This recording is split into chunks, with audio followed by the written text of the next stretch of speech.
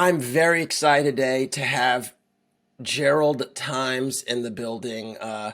Jerald Times has been a staple in the Black chess community, particularly in New York and even abroad in South Africa. And he's someone that brings a lot of chess knowledge and historical knowledge to the fore. So welcome, Jerald. Really glad to have you.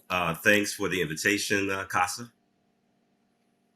Um, And as I told you so before, I don't know if you remember, just in terms of time, I actually remember teaching you in a third grade class. It was a summer program, and you were one of the top students back then in third grade. So I do have a interesting, a past with you as well. Yeah, no, I do recall, the years when I was much younger. I feel like I've always called you Mr. Times, and so forgive me for even using Gerald in, It's in cool. in this Trust me, context now. absolutely Um, cool. Yeah.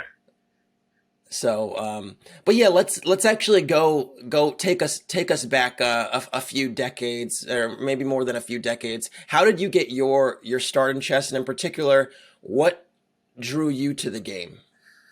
It was social. My brother and best friend and his father sat down and they taught me how to move the pieces. Unlike today, where you have this incredible social network, you can play anybody in the world. At that time, you had to play someone in your community. I eventually moved back to Harlem, and I started playing Harlem chess players. But I really didn't have the resources to play top tournaments or consistent or play tournaments consistently, and didn't have the resources for private lessons. So most of us was autodidactic, meaning we were self-taught chess players. And most of our knowledge and experience came through books as opposed to computers and databases that we use today. So it was really quite a different time, but there was a lot of passion for the game.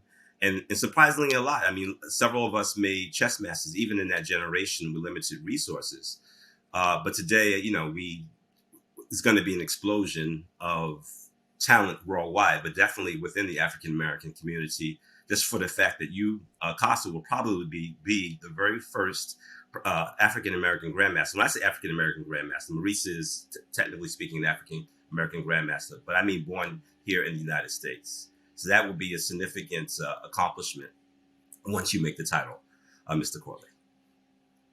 Well, you're making me blush early, Gerald. But yeah, no, I think what you're saying about this autodidactic learning, development, and so on is really, I think, um, somewhat true to form for a lot of folks in the Black community that really did kind of hone in and develop their skills. And there's kind of a gift and a curse in some ways with that development. Like the gift is that it's in some ways. Uh, you're completely self-driven and it's your own kind of you know learning paths that kind of push you in directions to get better instead of people always constantly telling you where to go.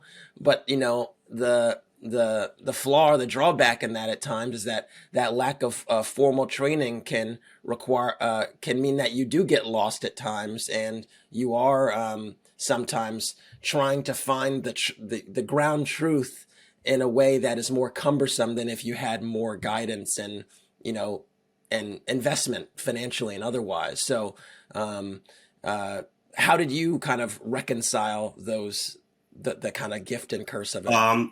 First thing, very great point. That is both a gift and a curse. Number one, having a trainer accelerates your learning curve much faster.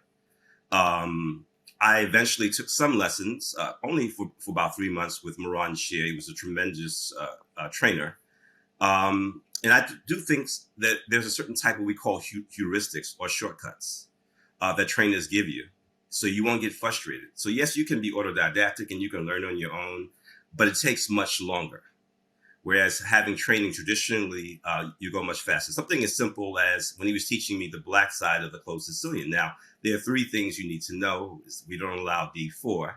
We don't allow F5. And when black plays F5, he simply told me this heuristic of crisscross capture. If G takes F, E takes, and likewise, as E takes F, G takes. Now, this may seem small, right? But you may take a lifetime to discover this. And then I went over a few games. I watched Karpov play against the closed Sicilian. I watched Spassky play against the closed Sicilian. and I realized that his heuristic was correct. So I could have learned that in self discovery, or perhaps it was much better for a trainer to be there and accelerate my learning. I mean, I'm kind of taken aback in many ways because, I'm thinking about it now and I'm like, man, would I have stuck with the Sicilian if I'd known that? Like, Yeah. because I'm like, yeah, no, E takes it. That makes a lot of sense. You stop F4 by playing F5, but when do you captures is sometimes tricky to say. And then, yeah, you don't allow D4. That one is clear. But having those rules or those kind of signposts, those your north stars, if you will, could be extremely valuable. And yeah, and for those who don't know out there, Moran shares he recently passed, but he was a real legend as a coach. I mean, his resume speaks for itself. But I'll just say he coached Peter Heine Nelson, who's uh, uh, current second of world champion Magnus Carlsen, and he also coached Robert Hess, who Chess.com folks know extremely well. So yeah, I mean that's really remarkable. Can you take me back a little bit to kind of the time between when you were picking up chess though, and when you actually became a part of the Black Bear School? What was So, that period like? Because so that's I'm I assuming there's was like a a gap there. latecomer to the Black Bear School. Uh, like you, Casa, we are traditionally Harlem chess players. The Black Bear School mostly consisted of players from Brooklyn. Uh, it produced Grandmaster Maurice Ashley, William Morrison, FIDE Master William Morrison, though he has three I am norms. Produced FIDE Master well, actually, Steve Colden is a national master, and Ronnie Simpson, FIDE master Ronnie Simpson. So, really, it was a Black Bear School by itself was a 30 games. They played these 30-game matches. The winner of the match moved up in rank. William Morrison several times had been number one. Maurice eventually became the number one player in the Black Bear School. I think I ended up as number three. Maurice was, by the way, I'm going to go back to time that you were asking. Maurice was number one. William Morrison was number two, and I think I was number three. As a Harlem player, that was at the time significant. But yeah, I mostly back in the late '70s, there was something known as the Harlem Chess Championships. They were organized by the American Chess Foundation, and I think eventually they became Chess in the Schools. And we would play these tournaments at the Schaumburg Library slash County Cullen. By the way, these libraries are technically speaking connected. And there were no clocks at the time. We just played these long tournament games. Tournament games sometimes lasted 4 to 5 hours. So again, was really just playing players within that circle. Every once in a while, I would go down and play at the Manhattan Chess Club, no longer in existence, but it was a great chess club. I would play at the Marshall Chess Club. So a chess player's development comes through the broader pool of players that you play. So I really did not evolve until I played in that broader pool, and the learning really came through books. So today, I mean, just so you know, it's radically different. I mean, we can go through a database much faster than we can go through a book. In fact, if I wanted to learn the night off, it would almost be a mistake to learn a night off in the book, because someone comes up with an innovation 2 or 3 weeks after the book is written, and then you're playing a line that's really old. So the technologies today are much better for the development of players. And the most powerful thing of this generation is a social network, meaning that at home, you can play anybody in the world. Whereas as a player in Harlem or a player in New York at the time, I had a limited pool of players, which I think is radically different from this generation, which I definitely applaud this technology. Yeah, no, I definitely empathize with the notion that proximity to greatness or proximity to talent really matters. And particularly, 20, 30 years ago, New York was uh, a real hub for the great chess players and really playing and honing your skills against the great chess players. New York still has, is home to many, many strong grandmasters and and so on. But it is funny because I do joke around a little bit sometimes about how my generation is probably the last generation of players that had grew up in and around parks or had that opportunity.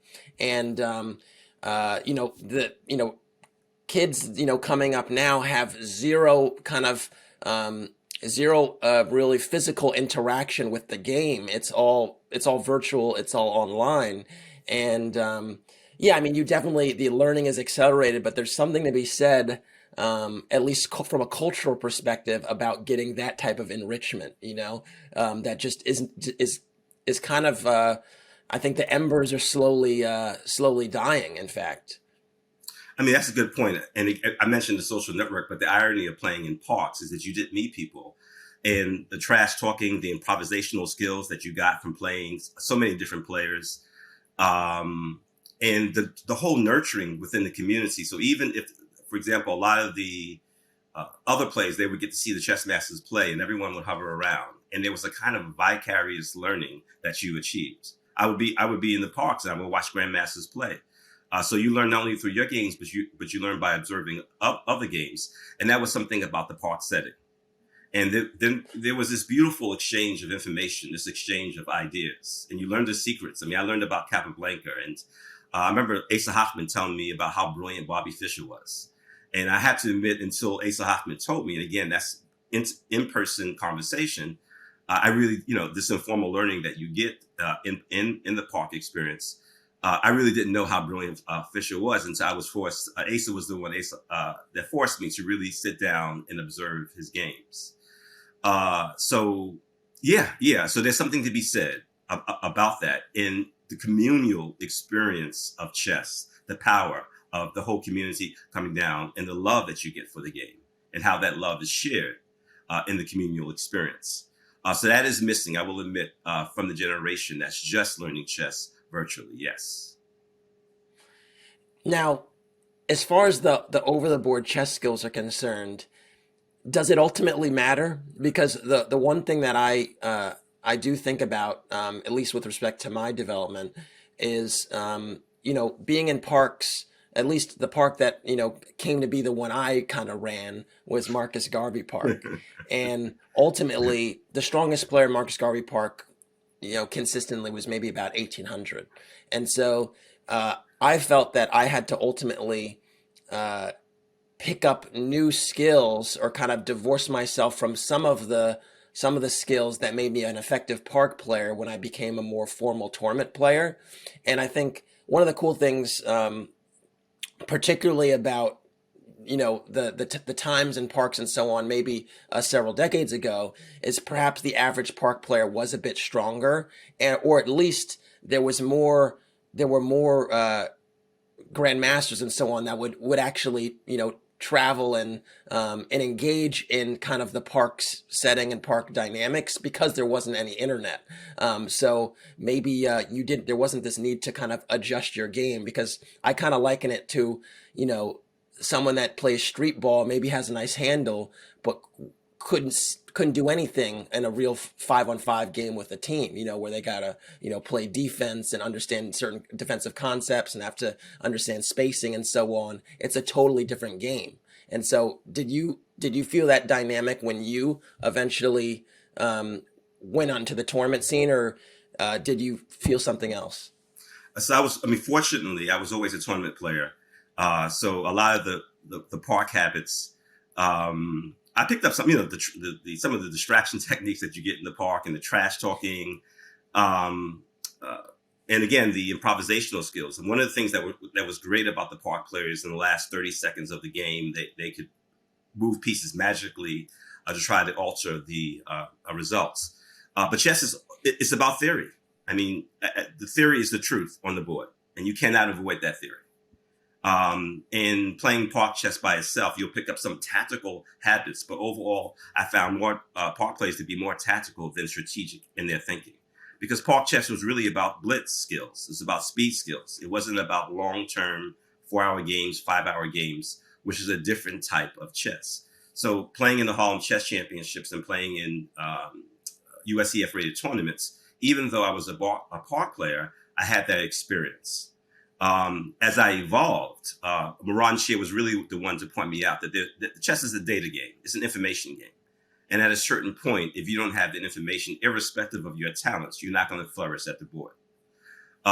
So that's one of the things that you didn't necessarily pick up in the park. You might have learned openings vicariously, but if you were learning those openings vicariously and they were bad opening players, but you didn't know that they were bad at opening players, you could have picked up bad habits. The park experience, one, it was not really strategic. It was mostly blitz slash tactical, though some very strong park players came. I should mention that there was about 3 or 4 parks. One were the parks in Harlem. St. Nicholas was a big park in the early 2000s. Marcus Garvey, obviously. There was the 14th Street Park. There was Prospect Park in Brooklyn. And then there was the Washington Square Park. Now, Washington Square Park was key because that was the crossroads of all the parks. And by the crossroads, that was like that was the intersection. It was the intersection, yeah. I mean, that's where the Russian grandmasters came. That's where the best black chess players came. I mean, everyone was in Washington Square Park, and they had that's legends. Where they filmed like every movie of the past. So yeah, that's where they filmed every movie of the past 30 years, basically. Take a scene in Washington Square Park. And in fact, there's a famous park player, Poe. I mean, Poe was in Searching for Bobby Fischer. And I did a lot of I did a lot of the recruitment for the film Searching for Bobby Fischer. And they used real chess players in the film. So, and I asked the director, I said, he says, well, you guys move pieces in a certain way that actors cannot imitate. And he was going for the authenticity of the park experience. He wanted that live energy, that power, that raw love of the game that you get in the park experience. That is a factoid I did not know. That is really good to know. Jerald Times was would it be fair to say somewhat of a creative director for the film? Not that far, just a recruiter, but yeah. A recruiter. Okay, all right. Well, I'm going to say creative director, but yeah, he had a part in the film. It really just made a lot of sense what you said a bit earlier with respect to chess being a data game, and irrespective of your talent, at some point, if you're not familiar with the data or you're caught up on the data, you're going to be at a deficit. And I think it becomes more and more true every year, essentially. And so I actually want to segue to your coaching experiences, because you've had tremendous success in the last 20 years as a coach, primarily, I'd say. And you can help me out here, but I'm aware of the Raging Rooks. I'm aware of your time at Dalton. I'm aware of some of your time at South Africa. But if you could kind of crystallize some of those experiences for our audience, and talk about what your coaching experiences, maybe what you've learned, what you found is most effective, to just go with that. All right. So in the 1990s, there was a lot of money that was poured inside of the inner cities for chess, mostly through philanthropy. So the whole evolution of chess in the schools. I worked at the time for Harlem Educational Activities Fund. We had Daniel Rose; he was a sponsor, and so just that pouring inside of the inner city gave me a coaching job. Now, if you would have told my mother, "Hey, this guy, you're making money teaching chess," that was not necessarily a view for that particular time, but they really needed chess masters to come inside of these schools. So the reason why that's significant, because this represents a paradigm shift. Most of the time, chess was in the private sector. When I say the private sector, I mean Dalton, Hunter. It was the more affluent schools, the white schools downtown that knew the power of the game in terms of cognitive development, but it was not yet an inner city thing. And so once these monies started pouring in, guys like Maurice and I, as you mentioned, Maurice at the time was working with the American Chess Foundation that eventually became chess in the schools. And in 1991, the Raging Rooks won the national championship. So at that time, we had an emerging star in Maurice Ashley, who eventually became a grandmaster. But more importantly, we saw these three black kids on the front page of the New York Times, and like, hold up, chess is for for black people. And so at that particular time, that was huge because now there was an impetus to pour resources inside of the uh, in the city. Um, Going in there initially, I did not really know the power of chess, but there was a 1993 study. It was the McGillis report. It showed the positive correlation between chess and reading skills. Now, that's important because we always knew the relationship between chess and math skills. But one of the impetus of bringing chess inside of these schools is that it increased reading scores. Now, you're a chess player, Wow. when you're a chess player, you know the power. You have to read books to become better. The focus skills that you need. In fact, you can say the test taking skills and chess skills are almost identical. It requires continuous attention. It requires memory. It requires focus. So a chess player playing tournaments 4 hours every weekend, and you put them on a 2 hour SAT, huge advantage for chess players. And they tend to outperform non-chess players in standardized testing.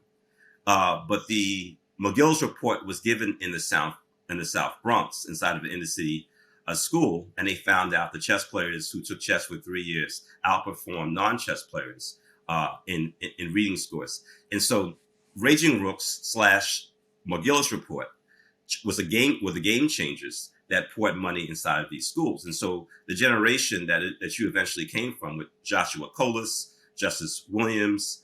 Today we have Tanya Anduume and Brunson Hardaway that you mentioned, but this was all a part of that energy, which I would think that the focal point began in the 1990s. Raging Rooks, McGill's report, American Chess Foundation, that eventually became Chess in the Schools. All of this created this revolution and developed and nurtured the talent inside of the inner city. It's funny because it does seem like there's more access to early engagement in chess. So you have chess in schools, and uh, there's people that get learn the game of chess much sooner because it's of that availability. That being said, there hasn't been a grandmaster since 1999, and Um, so well, yeah, what's that about? okay, a couple of things. First things, we got a letter recently. Daim Shabazz, one of the top black chess journalists in the world, got a letter from a Cuban official to let us know that there are 7 black grandmasters in Cuba that we do not account for. So one day I'll share their names with you. I can send you the sheet that I made of them. Okay, so we do have black grandmaster. Kenny Solomon became a grandmaster from South Africa. We had Amon Simatoya from Zambia. The Cuban guy, I think his name is escaping me right now, but he currently lives in Spain. But inside the United States, yes, no. So there are some people on the brink. I would consider Farai Mendiza of Zimbabwe on the brink, living here in New York. I would consider you on the brink of becoming a grandmaster. There's up and coming talent like James Canty, Joshua Colas. So any of you can make grandmaster, but the economics of the practicality of your everyday existence and then becoming and making the grandmaster title don't always coincide. And so if you give any of you the resources, you give Farai, a Kassa Korley, a Joshua Colas, a Justice, the resources, you guys are going to make grandmaster overnight. So I still think that the divide in the community, and by the way, Maurice, as talented as he was and as powerful as Maurice was, he had a philanthropist behind him that allowed him to make grandmaster. So Maurice had Daniel Rose was a significant force, and Maurice will tell you this himself that helped him make the grandmaster title. Yeah, it does seem like the impetus to push forward and actually make it is a lot to do with essentially the your ability to devote the time and energy while also sustaining necessities like a roof over your head and food and all these things and travel. And so there's all these costs that are incurred that aren't necessarily truly appreciated. And then of course when you're older, or basically when you're an adult, it's doubly difficult because you take on far more responsibilities than you can even begin to anticipate. Yeah, no, I certainly appreciate those words because it definitely rings true. But I think personally, you see a lot of the the best talent, irrespective of race and so on. You have opportunities now to become grandmaster at 13, 14, and so on. And so to me, I feel like you know, there will be folks that are extremely persistent, like a Maurice, that ultimately get it through sheer will at some point, and some financial support. But ultimately, the real, uh, I think, aim or genesis or training ground, if you will, is to become a grandmaster before you're an adult. While you're still in high school, because you don't need those other sort of concerns that avail themselves when you're a bit older just aren't there. And so it's like, what are we doing where kids are essentially learning how to play chess, but in that time, maybe from like, what do we have to do from 7 to 18 essentially, or 7 to 16 or whatever, to be on that path? What attention and care are black players in America not getting? Right. I mean, by the way, Kassa, you're a basketball player as well. So they did a study recently on basketball players, and there's this conception that these basketball players they rise from the inner cities and they become these NBA athletes. When they find out, actually, they are this middle class. I mean, they have usually a mother and a father is around. There is a economic support structure, so they can afford some of the training camps, and so even in sports, like it's the same thing. There is no divide between a inner city or a black African American talent in basketball, except that in basketball we have the superstructures to support their development all the way through. Whereas in chess, we do not have those superstructures to support the development of up and coming talent, right? So your point is well taken. Maybe Tawny Adume and Brewington Hardaway should be more of the normal process. These prodigies that we're able to evolve at an early age and can make GM, let's say before the age of 18, before it becomes conflicting as an adult when you have peripheral responsibilities that do not allow you to achieve these norms as quickly as possible. Yeah, I think you hit it on the nail on the head there. The formative years are not, in your early 20s with chess, right? The formative years are when you're still, worried about, calculus, or even before that, when you're worried about multiplication. That's really Yeah. when you ought to really take off. In part because, again, the you have time to take off. It's like the old adage: you're younger, you have time and less money, but when you're older, you might have money and less time. So that's just the way it is sometimes. Let's go back to some of your teaching experience, because we started off there, and then we took a little segue into some of the studies that you mentioned, which are extremely illuminating, by the way. Again, even in professional leagues, as you mentioned, a lot of the folks that are making it now aren't actually from the inner city. They're actually people that have been on AAU teams since they were since they were 7, 8, 9, and were able to afford the specialized training that's required to actually kind of break through in various ways. So it's not too dissimilar across various environments. But take me back to some of the coaching you actually did. Yes. I want to So say in the my 90s, experience began 2000s. in the Mott Hall School. It was a gifted and talented program on the west side of Harlem. So it's kind of evolution that we all go through. First, we start out as chess players, then we become teachers, then we become coaches. And I had one more step. I actually became a director slash a teacher. Because similar to you, I was autodidactic. I was self-taught. I think I really understood many of the blocks of students. And all the things I didn't learn, I didn't know the center position. This is kind of embarrassing, but I didn't know the center position, so I was a chess master. I didn't know Santorini's position, the idea that you can use a bishop and a pawn to dominate the king and the bishop and so forth, until I was a chess master. Some key Philidor's position, queen versus rook, domination of the queen versus rook, I didn't realize until I was a chess master.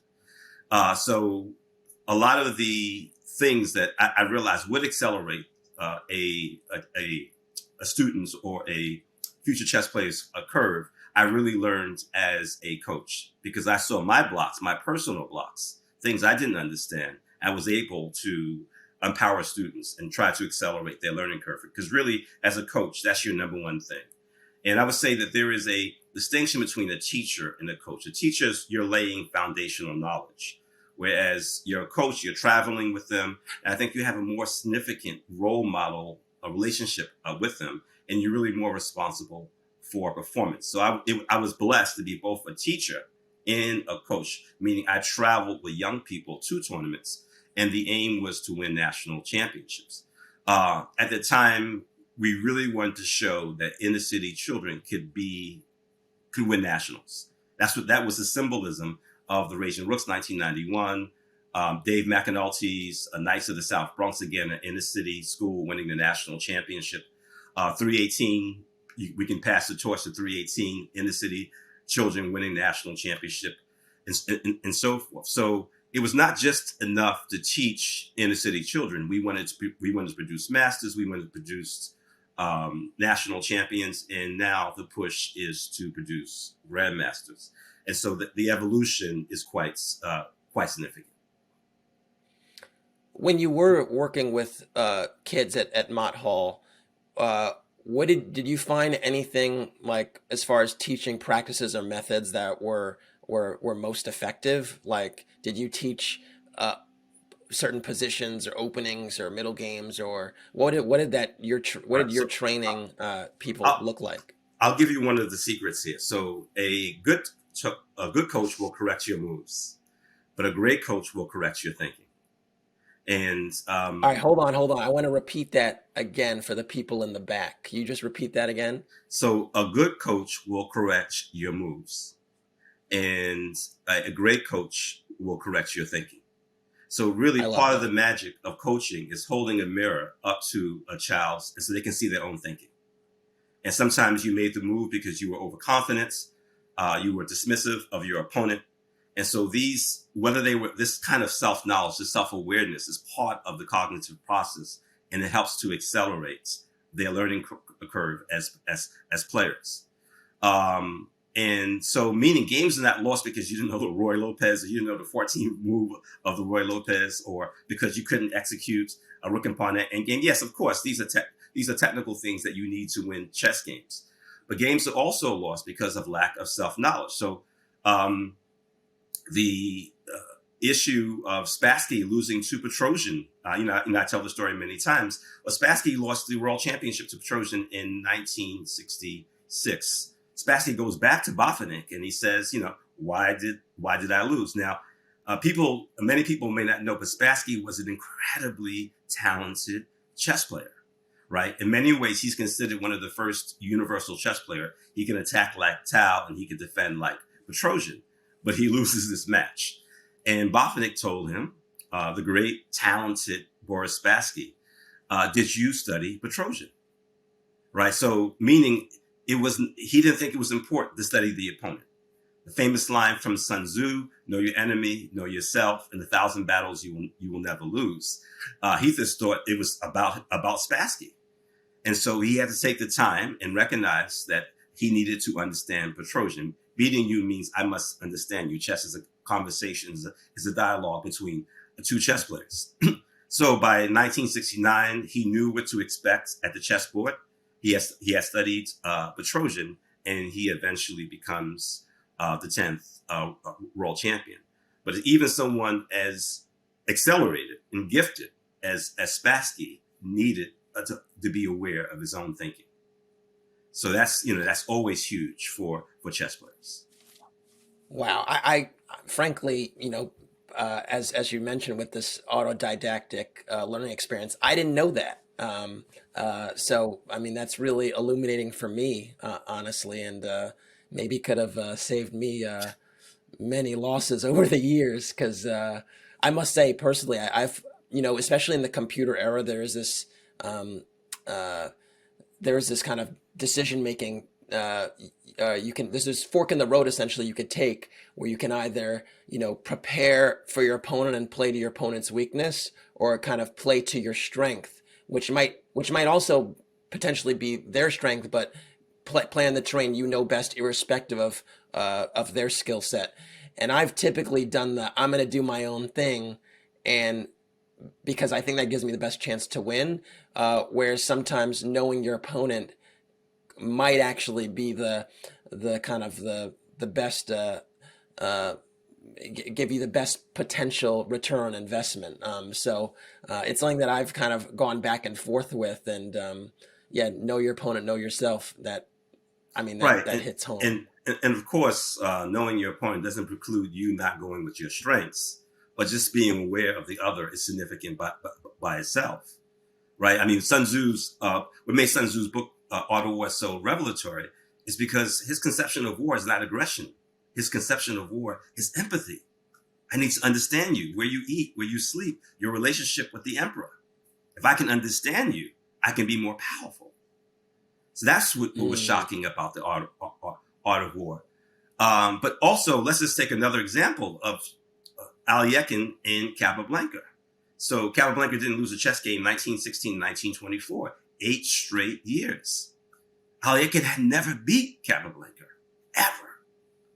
And, there's this joke in chess about, you fear to lose to Capablanca and Tao Capablanca in Fischer because of their technical prowess. But you fear to lose to Tao because you were going to be on the wrong side of a brilliancy, right? So, but Alekhine was this early, wrong side of the brilliancy as well. But he studied Capablanca. And the inverse was not true. Capablanca being Capablanca, he did not necessarily feel that it was important to study. And when he got into this match, this Alekhine is so focused and this maniacal energy, it was already too late for him to reverse the 1927 World Championship match. And so, and I would even say Fischer, his early blocks were not necessarily just the Soviet dominance in chess, but that he would get frustrated because things didn't go his way. And so he had inner obstacles.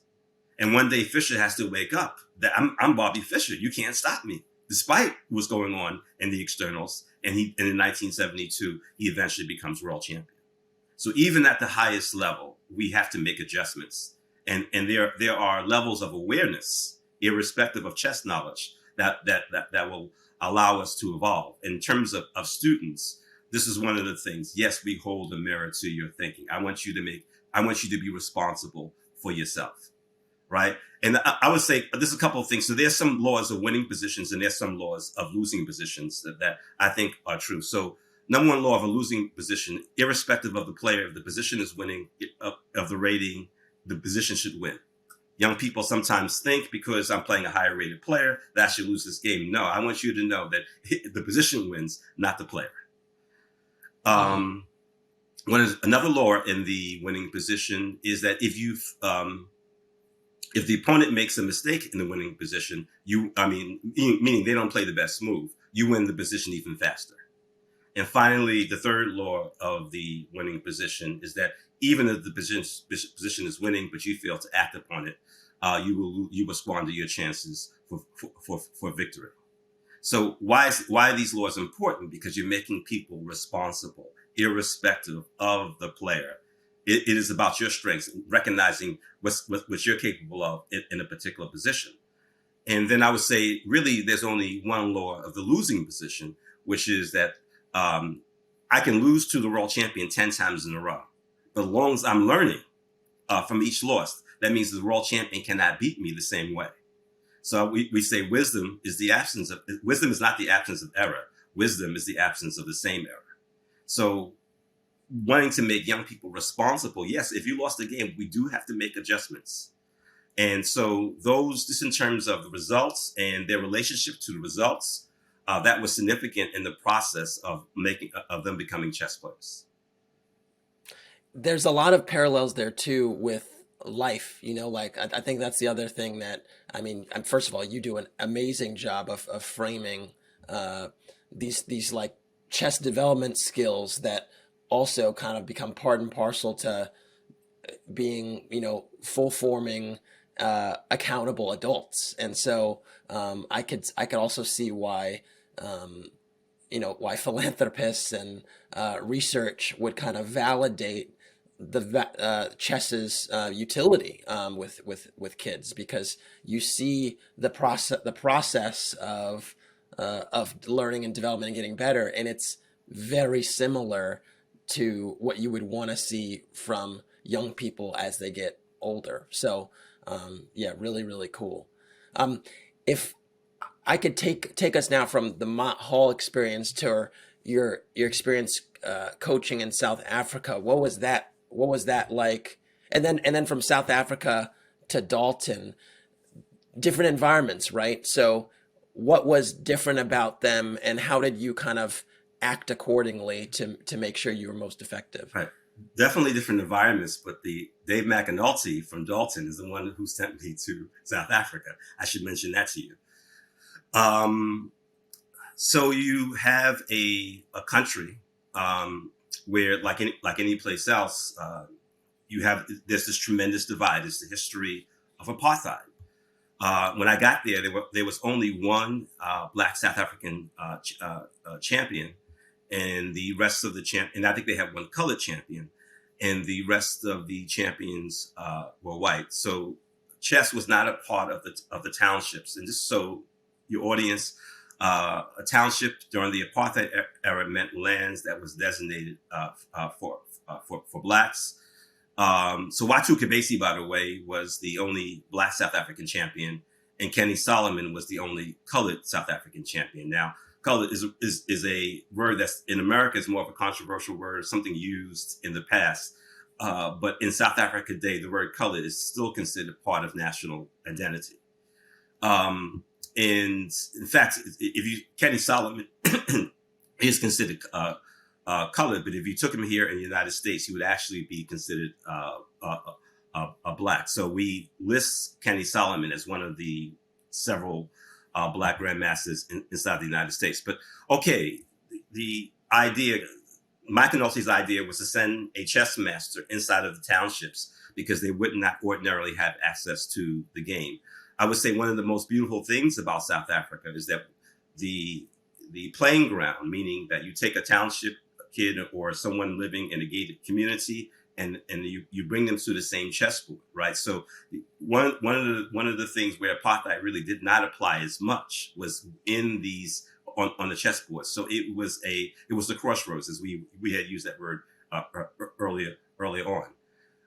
But yes, I mean, I saw a lot of talent in South Africa. I got a chance to play a guy by the name of Watu Kabasi. In case you guys don't know who Watu Kabasi is, he has 2 GM norms. He's from Zimbabwe.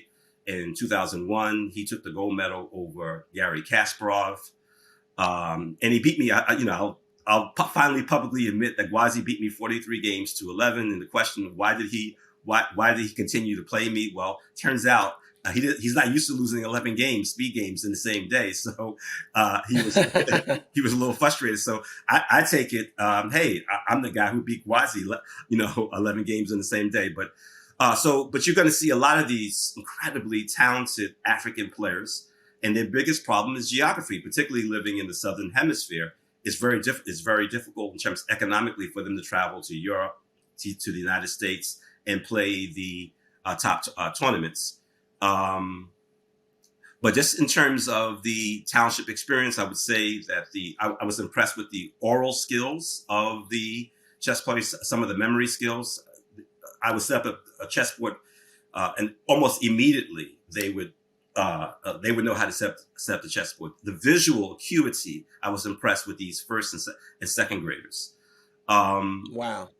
There was a contrast. South Africa's 2 most dominant tribes are the Zulu and the Xhosa.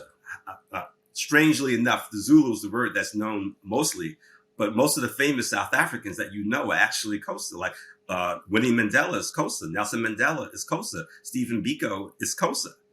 But the so I would be inside of the Kassa class, and the contrast between the Zulu and culture was fascinating, because the Kassa culture very much reminded me of the African American experience, spontaneous, um, charismatic, dynamic in many ways. And the Zulus were very strong and rigid and traditional and focused. And so those being inside of those two classrooms, I had to make my adjustments, meaning that often, just in terms of the learning structures and giving them learning theories, I would apply more to the Xhosa structure, whereas the Zulus, I would let them know that there is this thing as self-paced learning. Sometimes we can't just use traditional classrooms. We have to use other methods to push to push. But again, the talent was throughout Africa. A lot of talented players do not have the resources to travel. And the ones that I mean, Amon Simatoya, as I told you, and Farai Mendiza just introduced Watu Kabesi, but there are others in Africa who again, having the resources, would be IMs, GMs, and so forth. Do you think it's as simple as there just being needing to be a new generation of philanthropists, or is it foundations that we ultimately need? Just sort of, identifying the parallels between, the struggles of some of these Yeah, the African talent and then the it, African American talent. Like, is it as simple as that? Yeah, and values. I mean, I think it's also about cultural values. I mean, if we see the power of developing chess players, we'll spend more time investment and resources. But definitely, yes. Number one, we need more philanthropists to identify the talent, nurture the talent, and push it. Number two, we need more chess in the schools, superstructures that can develop the talent. I mean, even if you look at Brewington Hardaway and Tani Aduume, Brewington first started in Success Academy, and then he went to Spire. And Tani Aduume was with ICN. I think at first he might have been with Chess NYC, and then they splintered off to ICN. So they had structures to develop that talent. So someone like you, Akasa, that's magic. That doesn't happen often, because you didn't necessarily come from those structures. There was an internal compass. There was a North Star, as you mentioned early on, that allowed you to push. But that's existential. That doesn't happen every once in a while. But yes, just in terms of natural process of the development of players, we need structures. They need resources. Yeah, yeah. I mean, I can only echo where you're pointing to. And so it's funny, we talk about structure and resources, and then that's like a perfect pivot to Dalton, where that exists in spades, right? So what is that coaching experience like, and what are the kind of the challenges and advantages that exist there? Right. So this is the private sector, and the main point of the private sector is economics. We know that there's a positive correlationship between families with money. They're more likely to play chess. Because I'm more likely to play chess, I'm more likely to introduce chess at an early age. Then I can identify talent. So number one, economics will have the game as part of their everyday existence. If I have the money, I can pay for private lessons. I can push. I can pay for the camps. I can also pay for students to play in top level competitions. And so this model is one of the most. This is why it dominates in the K6 sections inside of New York City, because of the fact that the kids are introduced to chess at an early age, kindergarten, K2 mostly, and the kids are getting private lessons. So that is really, if you want to see the development of chess player, the private sector is providing the model for us. The Dalton experience they've had. Presently, we have tremendous director in Beatrice Marinello. She's taken a really broad view of the program. She has expanded the high school program. She now has high school students teaching the game of chess. So now that they've evolved, they're giving back to the community via community service by becoming chess teachers. Dalton won the high school championships last year. So adulting experience has always been great, and I teach privately as well as teaching in the after school program. But the structure the formula is what I love about the private sector: early developments, access to quality coaching, and access to quality competition. That is the way to develop a chess player. Right, right, and it does seem, particularly in the private sector, when you have, as you put it, when you have these, you're developing students and young talent there, that they're also doing a myriad of other things. So it's like, they have chess and piano, and chess is seen as a not necessarily even something that needs to be a professional endeavor, or close to it. It's another extracurricular that serves as enrichment, and so it's something that, in some ways, one can be quite envious of getting so many layers of enrichment so early, because it just kind of it can result in you just being a more well-rounded individual exposed to lots of different things. It's just a tremendous advantage, frankly. And those early development advantages do make a huge difference. So and And, outcomes. and So I guess we should let the audience know that you are an alumni of the adulting experience. So you're also speaking in first person. yeah, well, it's funny because when I was at Dalton, there wasn't any high school anything, and it was really a scholastic program. And so I joined Dalton in eighth grade after going to public school through seventh grade. And yeah, I did not actually have uh, any chess, you know, intersections at Dalton, except for Moran was actually still teaching in the lower school, and I was so curious and interested in getting better at that time, that I would sometimes just try to have a few conversations with him on Friday when he was teaching the lower school after in the after school program, just so I could have some proximity to talent, because I think personally for me it was always, um, I got better by watching, and kind of vicariously living vicariously through people I thought were doing interesting things, and so I was able to pick up concepts, typically by watching and observing, and then ultimately, hopefully, implementing in some way. So Moran did have some influence when I got to kind of just talk to him for even just 5-10 minutes at times before I went home, essentially, because I mean he's coaching first graders at that point. So, but anyways, yeah, that's all really fascinating stuff. I think I wanna end on this, actually, on a few things. I want to ask you a question first, and then I want to end with something else. So, question: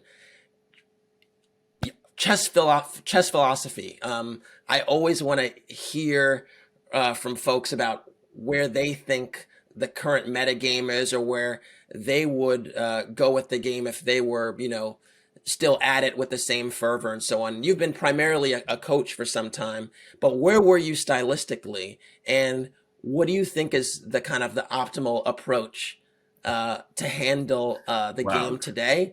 So And finally, and I'll even sprinkle this in, you stuck in a would very you profound prefer question, by the way, but we'll continue. Yeah. would you prefer do you prefer two draws or a win and a loss? Same amount of points, but where would you be there? Definitely a win. Definitely a win and a loss, but depending. I think there's this thing about Kasparov. When Karpov loses a game, he's happy to draw the next one, and Kasparov loses a game, he wants to win the next one. So it is a different philosophical approach. Okay, so today the learning curves are just amazing. So chess goes through an evolution. We go from the Romantic period. Basically, both sides are attacking the king. Sometimes we joke about the Romantic period because it was called the 32 square chessboard. Then we move from the Romantic period to the Classical period. As we know, Stein studies Morphy's games, and he realizes Morphy's global domination of the chessboard is based on something called a weakness. Why was this significant? Because at the time we assumed that you won games in the Romantic period because you were Morphy, because you were Anderson, because you were Philidor. But no, there had to be something concrete, structurally weak on the chessboard. Sometimes I call Steins the Louis Pasteur of chess. He saw the germ on the chessboard. So everything we know about the attack, we learned from the Romantics. Um, uh, Pins, forks, skewers, sacrifices. But everything we learned about structural weaknesses, isolated pawn, domination of pieces, two bishops versus two knights, two bishops versus bishop and knight, the aggressive rook versus the passive rook. All this we learned in the classical period. Then after we learned what the weakness was, then came the Hypermartin period. And we realized that certain weaknesses had strengths, right? Meaning, what are you talking about? Isolated pawn is weak. Nimzovich wrote a whole chapter that the power of an isolated pawn. Without this isolated pawn, I wouldn't have certain strengths in the chess on the chessboard. Semi-open foul, freedom of my pieces. And then we are moving to where we are today. I mean, there's a step in between the whole Russian and their depth and their analysis. So today, meaning if I were a chess player today, we have this digital revolution. We can learn these courses. I would take a Chessable course. Yes, Moran was great, but maybe I should take that Chessable course, and I should look on it. I should go to the online databases. I can download my opponent's games from Chess.com. After downloading those games from Chess.com, I can put these games on an opening tree. Then after putting those games on the opening tree, maybe I can find some weaknesses. So the skill sets today, this computer skill sets. But I want to say, so number one, we have analyzing engines. Before we used human analysis. So that's much faster. Number two, we have databases by which we can learn openings and where to go. What are the key plans? We can begin to identify the plans. And number three, we have the internet. You're going to see a broad level of styles in the game. So that's radical that we can do these things. So today I would definitely, if I went back, these are the tools that I would use. I would definitely be more of an aggressive player, as we see from Alpha Zero, that the attacking, Steins had it right. Steins said the attacking player always wins. So I would try just in terms of those things. But a person is who they are. You still have to be true to your nature. And so ultimately, whatever style makes you, and you have to find yourself. Part of the journey of a chess player is finding themselves. And so, yeah, I mean, along with that honest assessment of what your style is as a player and using these digital advantages, this is what I would do if I came back as a player. Yeah. So I might have given you too much, but I hope, yeah. That was perfect. That was perfect. I think, the combination of skill sets, the tools at your disposal today, it all made sense. And even it even resonated with what you said essentially about the democratization of the game, right? You've talent from all over because of the information revolution. No question. I want to just end on just giving you your flowers. You've been someone who's been a fixture in the chess community for decades. You're someone that I've known for over 20 years. And, I know you've won some awards for your coaching and teaching. I believe you received one in 2021, actually, if I'm not mistaken. But even awards aside, you've had a tremendous impact on our community. I just want to, appreciate you and let you know that you've had an impact more than on people all over. So kudos to you No, thanks. And keep doing what you're doing. And I do want to I got to give you a shout out here, Kassa. I got to let the audience know. So previously, because I made 2,400 FIDE back in 2002, but I was the highest Harlem rated player in history. But guess who broke my record as the highest Harlem player in history? And that is Kassa Korley. And I'm definitely rooting for you to become grandmaster. So yeah, kudos to you back for your accomplishments, your humble path and your accomplishments. As a player and now a promoter of the game. And so yeah. I mean, likewise, and thanks. Yeah. So in 2021, one chess educator of the year, and it was really about my work closing the achievement gap inside of the inner city. Yeah, and if you've enjoyed any part of this conversation, you can imagine the way Gerald talks about the game. It's like 10x with the way he teaches and explains the game too, because that passion just shines through. So thanks again, and yeah, let's definitely do this again sometime. Thanks, Mr. Corley.